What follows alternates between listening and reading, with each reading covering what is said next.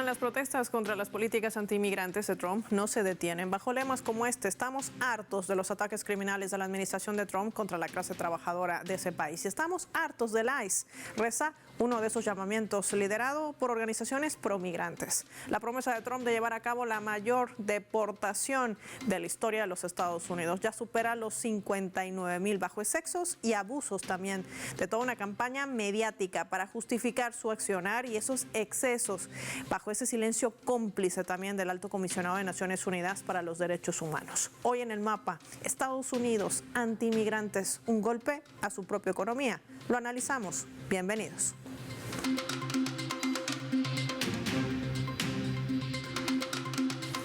Les proponemos por esta razón desplegar nuestro mapa y revisar algunos datos claves para poder entender todo este panorama.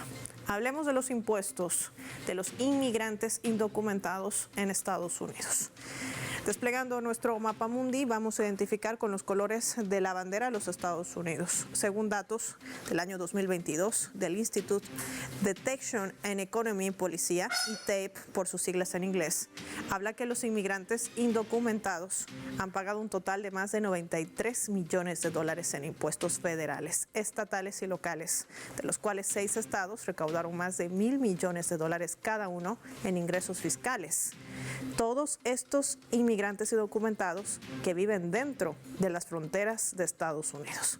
En los estados como California, con 8.5 mil millones de dólares, Texas, 4.9 mil millones de dólares, Nueva York, 3 mil millones de dólares, Florida, 1.8 mil millones de dólares, Illinois, 1.5 mil millones de dólares y New Jersey con 1.3 mil millones de dólares. Se estima también que para el 2023 había más de 13 millones de inmigrantes indocumentados viviendo en Estados Unidos. A pesar de pagar los impuestos, esta población no tiene acceso a muchas deducciones ni a la mayoría de los servicios que financian con esos impuestos. Así lo revela el último informe también de la Asociación Interamericana de Contabilidad. Alentaba que estas expulsiones por parte del gobierno de Estados Unidos podría llevar a una reducción significativa de los ingresos fiscales que actualmente pagan los inmigrantes indocumentados. Y el Centro de Investigación Pew Research también en 2022 señalaba que había más de 30 millones de inmigrantes que ocupan un puesto de trabajo en Estados Unidos, de los cuales 22.2 tenían papeles, mientras que el resto eran indocumentados, las cuales se distribuyen en los sectores como transporte y almacenamiento, que equivale a un 5.5%, industria manufacturera, 5.4%, servicios profesionales, un 4.7%, y comercio al por menor, un 3.9%, y también a la minería en un 3.6%.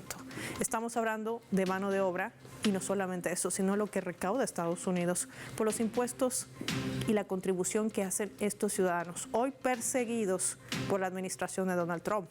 Analicemos todo este tema con nuestros invitados.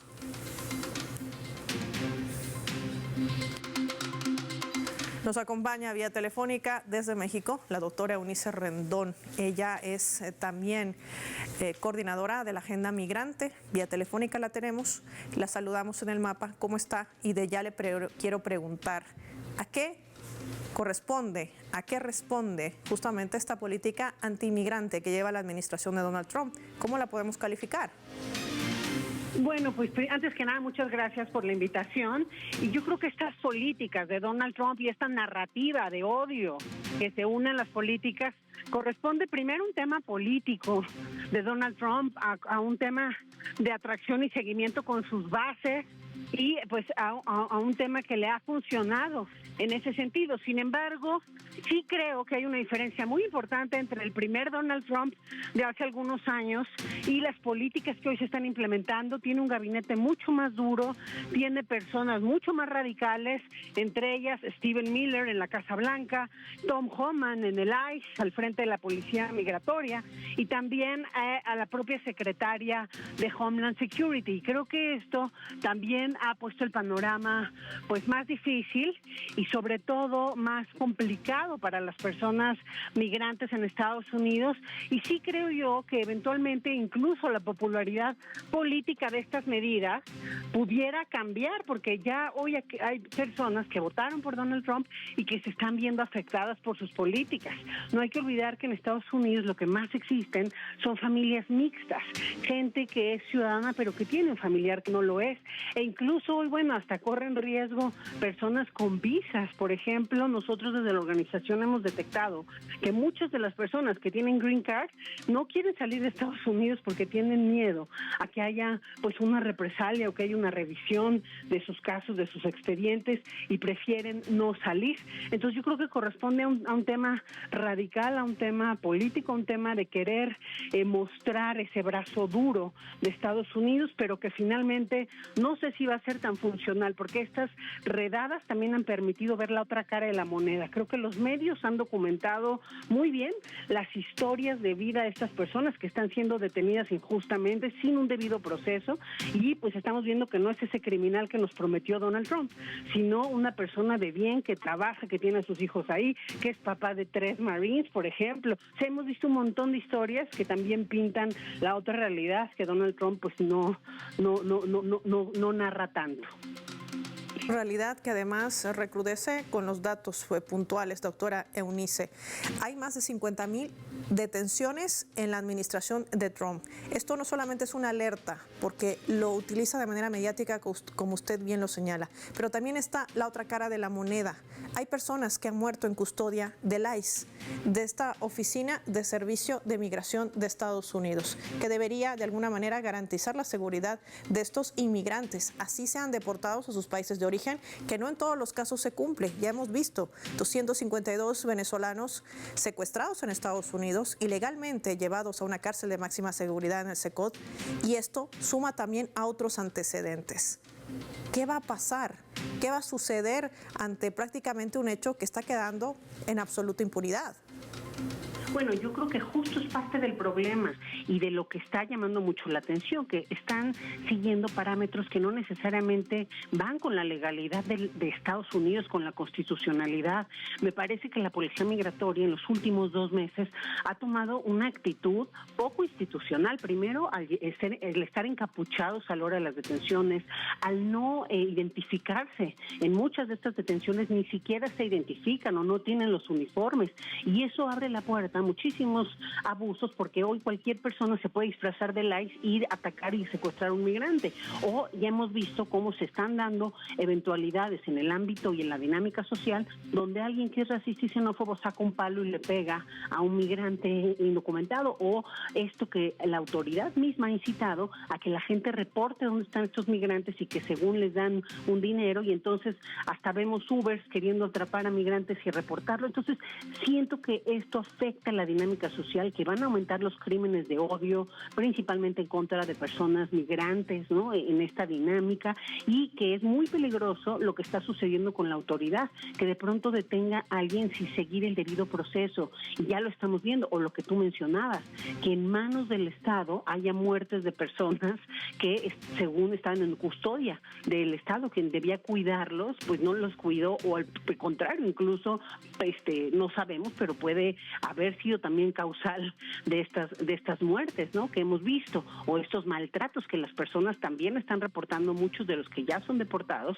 pues también cuentan cómo los maltrataron en estos centros de detención, cómo los meten a estas congeladoras. Entonces sí estamos viendo algo que está al margen de las instituciones en Estados Unidos, y eso yo creo que es peligroso no solo para las personas migrantes, sino para el país mismo, porque los ciudadanos empiezan pues a perder ahora sí que sus derechos humanos y la capacidad de defenderse, porque también la Suprema Corte hace algunos días decide 6 votos contra 3 que los jueces federales no pueden bloquear las acciones ejecutivas del presidente, aunque sean muchas de estas pues polémicas y bastante cuestionables, como el tema de la ciudadanía, ¿no?, entre otros. Entonces yo creo que lo que estamos viendo en Estados Unidos es un empoderamiento cada vez más fuerte del poder ejecutivo, debilitamiento de las instituciones, un país que creció justamente precisamente por estas instituciones tan sólidas, ¿no?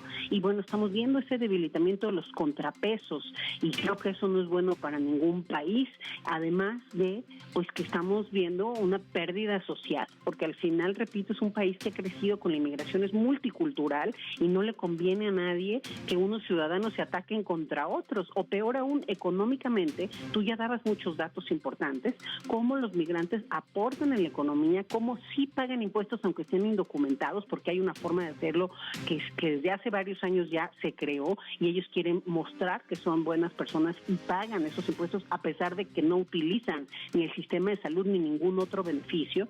Y pues peor aún, son quienes están ahí cultivando la comida de las personas. Entonces estamos viendo ya hoy campos vacíos porque la gente tiene miedo de ir a trabajar. Entonces yo creo que el impacto no solo es social, sino termina siendo también económico, y eso Donald Trump en algún momento va a tener que actuar.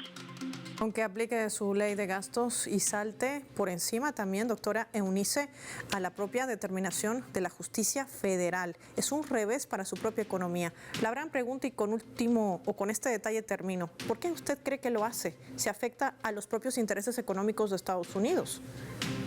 Yo creo que lo que hemos visto de Donald Trump, y particularmente en esta segunda presidencia, es que no es un ser racional.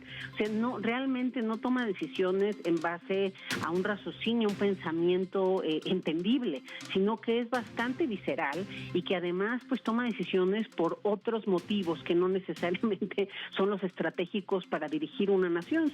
Uno de sus asesores, que trabajó con él más de un año, justo decía eso, que tenemos que entender que las decisiones que él toma no son como pensaríamos que lo hiciera un hombre de Estado, sino que las toman desde otro lugar, y creo que eso es parte de lo que estamos viendo. Y claro, esto en su momento aumentó mucho su popularidad, conecta con varios de los grupos que votaron por él, pero creo que si se le sigue pasando la mano, pues esa popularidad también va a ir abajo y pues no va a conectar con tantas personas, porque al final pues solo los muy extremos se van a quedar con estas ideas. E incluso un tema para Estados Unidos que es fundamental es la economía. Y si esto empieza a pesar económicamente, creo que puede también políticamente empezar a tener problemas. Quiero agradecer a la doctora Eunice Rendón por habernos acompañado en este análisis con el mapa. Nosotros marquemos una pausa y lo hacemos revisando nuestra escala.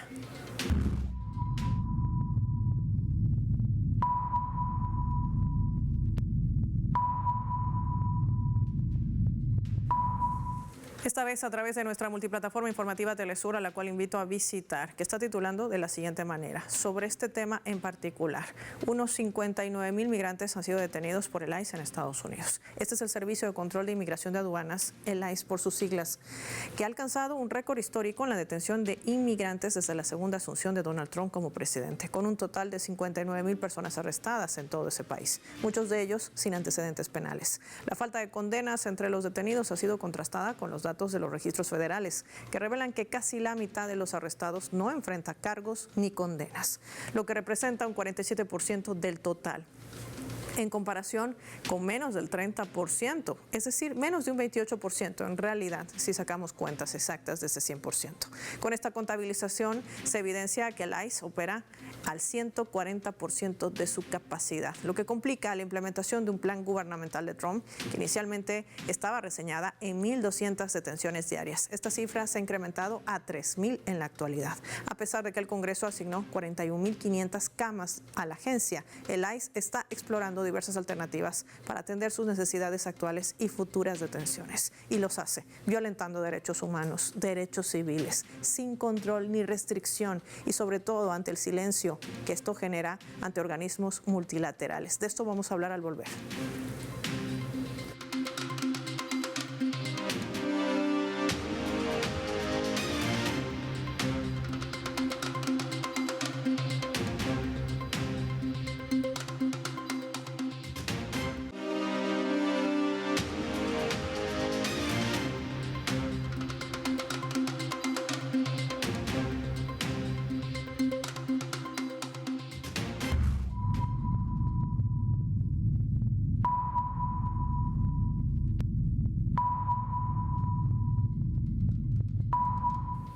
Vamos a sumar otro elemento también para el análisis a través de la fotografía. Lo que ven allí es un collage de imágenes. Por un lado, tenemos a las familias, estamos hablando de hombres y mujeres que han denunciado el secuestro de sus hijos, de sus niños venezolanos.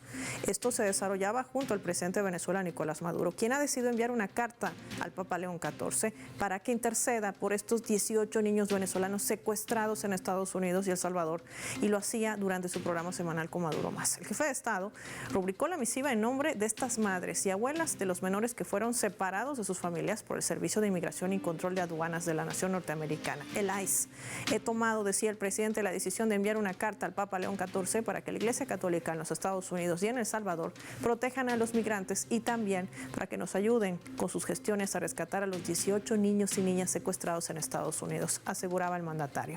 En el texto también se haría llegar a la santidad a través de la Nunciatura Apostólica Venezolana, que se ha sensibilizado con las familias afectadas, presentes también en este programa televisivo. Y al lado de él, Volker Turk, el alto comisionado de Naciones Unidas, que no ha emitido una sola palabra ante la vulneración de los derechos humanos de cientos de inmigrantes en el mundo, ni siquiera por estos 18 niños, ni siquiera por los 252 migrantes venezolanos secuestrados. Y podemos seguir sumando una larga lista de violación que debería atender también su oficina. La gran pregunta es ¿por qué? De esto y más hablamos con nuestra siguiente invitada.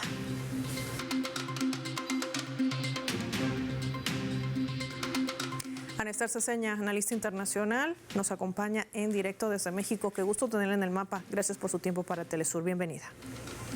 Encantada, Paula, de estar otra vez aquí. Este es un tema que no solamente toca la sensibilidad quizás de muchos ciudadanos al ver cómo de manera abrupta se hacen detenciones arbitrarias, vulneración de derechos humanos, derechos civiles, pero estamos hablando ahora de 18 niños venezolanos separados de sus padres, de sus madres, pero sobre todo lo que llama la atención es la inacción de esta oficina del Alto Comisionado de Naciones Unidas para los Derechos Humanos, Volker Turk. ¿Por qué? ¿Qué intereses hay de por medio?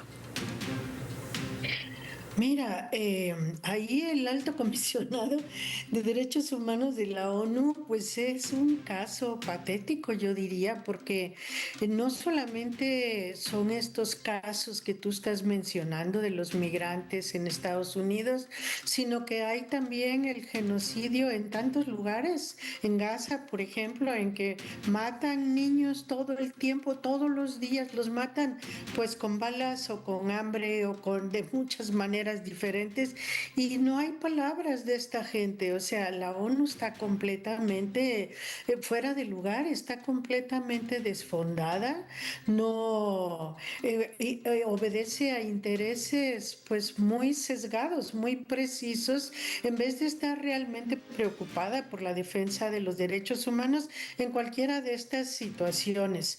Mira, en el caso, por ejemplo, de los niños en Estados Unidos es gravísimo. Han separado a niños pequeñitos de 3 años, de 2 años, los separan de sus familias y los tienen además pues secuestrados en jaulas, maltratados, no les dan de comer adecuadamente, los niños viven asustadísimos en esa situación, no los quieren devolver ni a su país ni a sus familias. O sea, están haciendo una cantidad de atropellos bárbara, y no es el caso de Gaza. O sea, yo comparaba con Gaza. En Gaza hay una guerra de algún modo que no se justifica de ninguna manera, pero hay una guerra. En el caso de Estados Unidos y esta política antiinmigrante, pues se supone que no es guerra.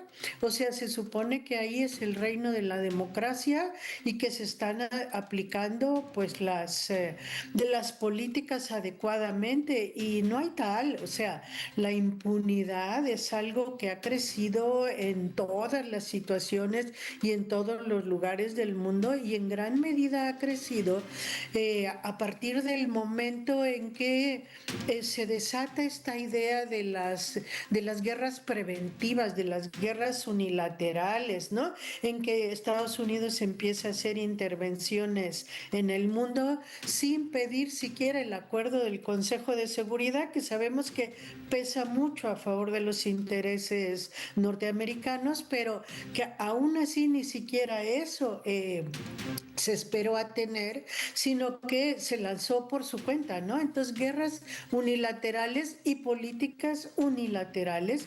Y en el caso de Estados Unidos hay pues yo diría, un ataque tremendo a la institucionalidad en este momento. Se están rompiendo todos los límites y pues simplemente se toman acciones en la práctica que no tienen nada que ver ni con la legalidad, ni con derechos humanos, ni con principios de ningún tipo, pero bueno, pues ante hechos consumados, pues ya después quién alega, ¿verdad?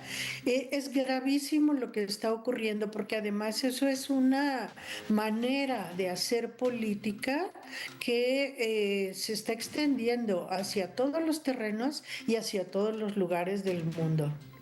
Interesante cómo reseña Esther Ceseña esa política antiinmigrante que tiene Donald Trump, que traza también en su política exterior, con una agresión, con una confrontación. Me gustaría compartir con usted nuestra leyenda para poder analizar también estos otros escenarios.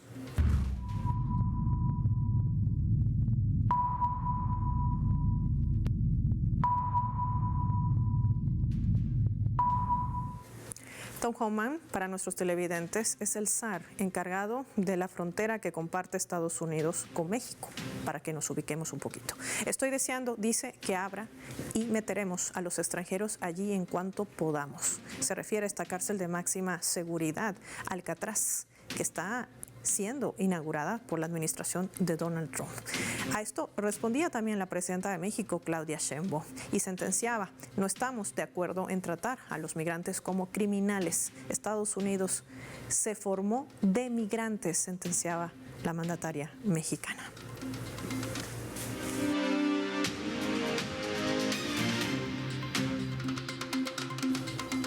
Ana Esther, no solamente los migrantes han sido declarados como una amenaza a la seguridad de Estados Unidos. Hay una ley invocada, la de 1798, que se suma una persecución indiscriminada por encima de la decisión judicial y por encima inclusive de tratados internacionales y de la propia protección de los derechos hacia los migrantes. Ya nos dices que es una política direccionada con un fin confrontacional. Lo vemos también con esa arremetida y ataque unilateral a Irán, por ejemplo, a sus centrales nucleares, y toda esta escalada de tensión en la región de Oriente Medio. Avalar también lo que sucede en la Franja de Gaza, destinar muy temprano hoy cerca de $510 millones para más armas a Israel. Es decir, Donald Trump se ha trazado toda una estrategia. ¿Qué va a suceder? ¿A quién podrá acudir estos ciudadanos inmigrantes? Y sobre todo, ¿qué escenario peligroso se abre para el resto de la humanidad?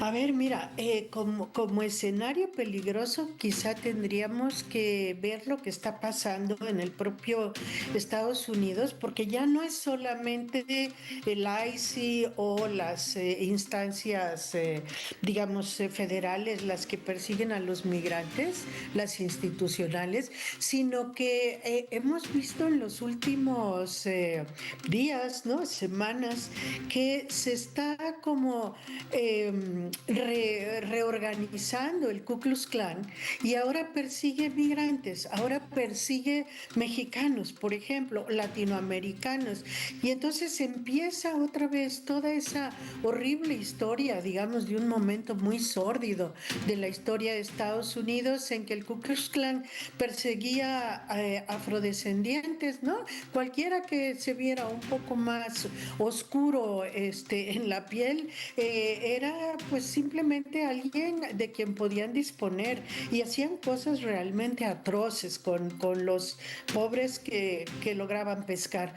Y hoy están haciendo lo mismo con los migrantes. Ya tiene rato en que estas organizaciones del rifle, no digo la asociación del rifle, pero algunas muy cercanas a la asociación del rifle, se organizaban como enredadas para cazar migrantes. Y entonces los migrantes indocumentados que pasaban en la frontera, lograban pasar la frontera de México y Estados Unidos, pues ellos como si cazaran conejos, ¿no? Iban, los perseguían y los mataban simplemente.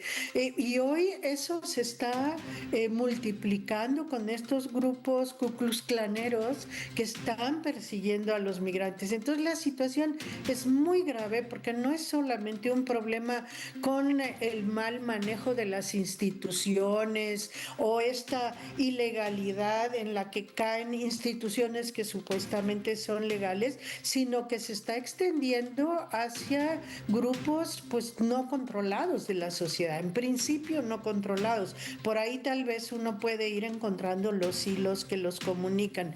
Pero bueno, esto que es terrible y que lo mismo está ocurriendo dentro de Estados Unidos como pues a nivel mundial, ¿no? Lo que ha pasado ahora con esa impunidad con la que atacaron a Irán, ¿no? De una manera además despiadada, pues fallida por suerte en gran medida, pero mataron a mucha gente y simplemente porque sí, porque ellos lo justifican. Y más allá de que en un primer momento el mundo reaccionó diciendo, qué horror, esto no se debe permitir, a través de una construcción mediática, de una narrativa de, bueno, sí, pero Irán siempre ha sido el malo, en Irán siempre están los terroristas, qué sé yo.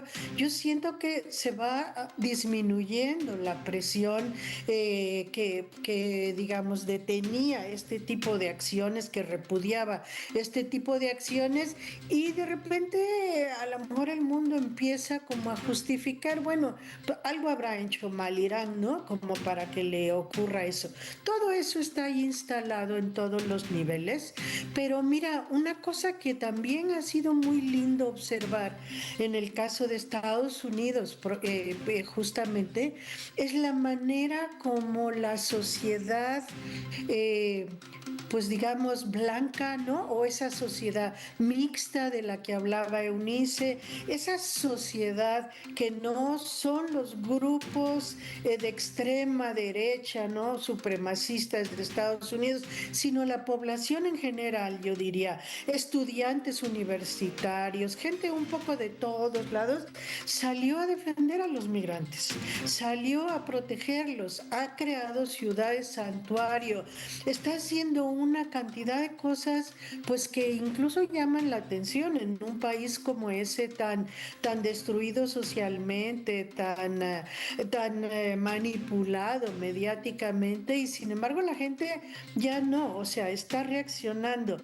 Lo mismo que hay reacciones hoy contra Netanyahu en Tel Aviv, manifestaciones grandes, pues lo mismo ocurrió en Estados Unidos. La semana pasada era realmente una ebullición, sí. La semana pasada y un poco antes, una ebullición social en contra de estas políticas y a favor de los migrantes. Lo que nos ayuda a entender también con esto, Ana Esther, que esa guerra cognitiva no le está funcionando tan bien ya a la administración de Donald Trump.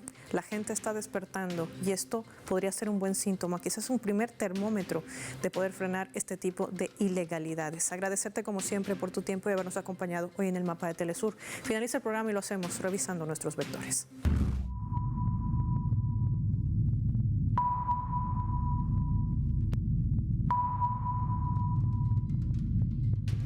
Nuestro radar en el mapa hoy nos refleja las tres claves sobre este tema. 1. ICE. El propio Trump y Susan Homan no dejan de repetir que el ICE, el Servicio de Inmigración y Control de Aduanas de Estados Unidos, ha superado estándares de detención, los más altos de la industria, como se tratase de un juego, con alrededor de 59,000 inmigrantes detenidos en centros de detención de distribución, además, en todo ese país. Las estadísticas, inclusive federales, muestran que solo el 28% de estos detenidos tienen antecedentes penales y más del 70% no tienen antecedentes ni han cometido ningún delito en territorio estadounidense.